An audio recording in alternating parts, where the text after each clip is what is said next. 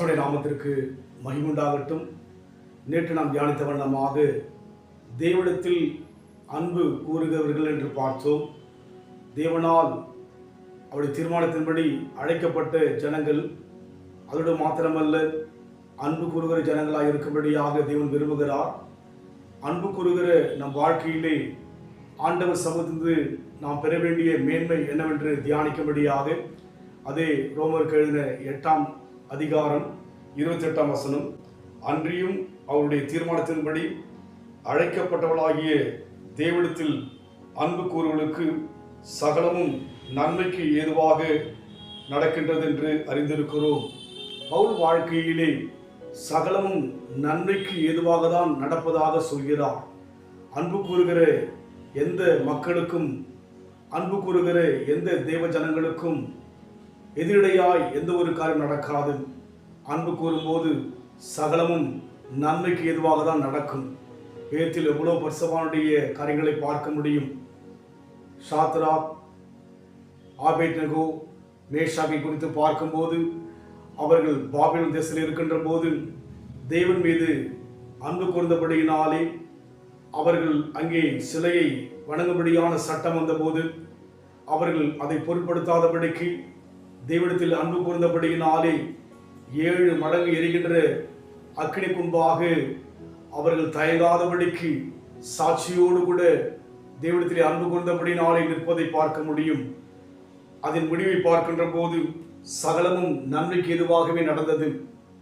7 மடங்கு எரிகின்ற அக்கினியிலே அவர்கள் இரையாவார்கள் என்று யோசித்த மக்கள் மத்தியிலே அவர்கள் சாட்சியாக எழுப்பப்பட்டார்கள்.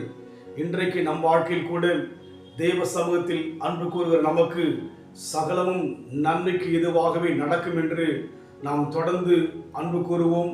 ஜீவனுள்ள நாளெல்லாம் நன்மையும் கிருபையும் நம் வாழ்க்கையில் தொடரும். அதனால் நம் வாழ்விலே தீமை போல சூழ்நிலைகள் கடந்து வந்தால் அவையெல்லாம் நம் வாழ்க்கையிலே சகலமும் நன்மைக்கு எதுவாய் நடக்கும் என்ற ஒரு தெளிவோடு இருப்போம்.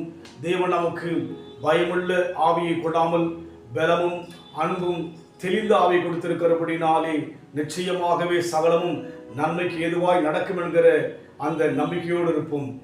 தீமைகளை நன்மையாக மாற்றினீ, துன்பங்களை இன்பமாக மாற்றினீ, தீமைகளை நன்மையாக மாற்றினீ, துன்பங்களை இன்பமாக மாற்றினீ.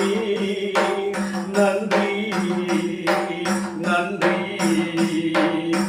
எல்லா நன்மைக்கே நன்றி, நடந்ததெல்லாம் நன்மைக்கே நன்மைக்கே, நன்றி சொல்லி மகிழ்வேன் இன்றைக்கே, இனி நடப்பதெல்லாம் நன்மைக்கே நன்மைக்கே, நன்றி சொல்லி மகிழ்வேன் இன்றைக்கே.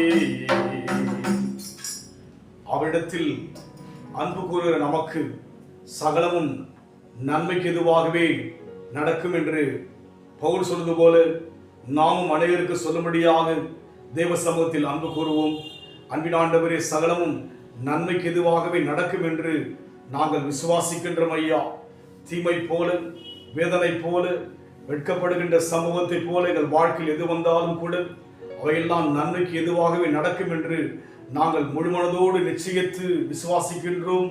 விசுவாசித்தால் தேவனுடைய மகிமையை காண்பீர்கள் என்று பார்க்கிறோம் அல்லவா? நீர் எங்களை காண்கிற தேவனாய் இருப்பதற்காக நன்றி செலுத்துகிறோம். எங்கள் வாழ்விலே வெளிப்படுங்க, அற்புதங்களை செய்யுங்க. இயேசுவின் நாமத்தில் பிதாவே, ஆமென். கர்த்தர் ஆசீர்வதிப்பாராக. God bless you.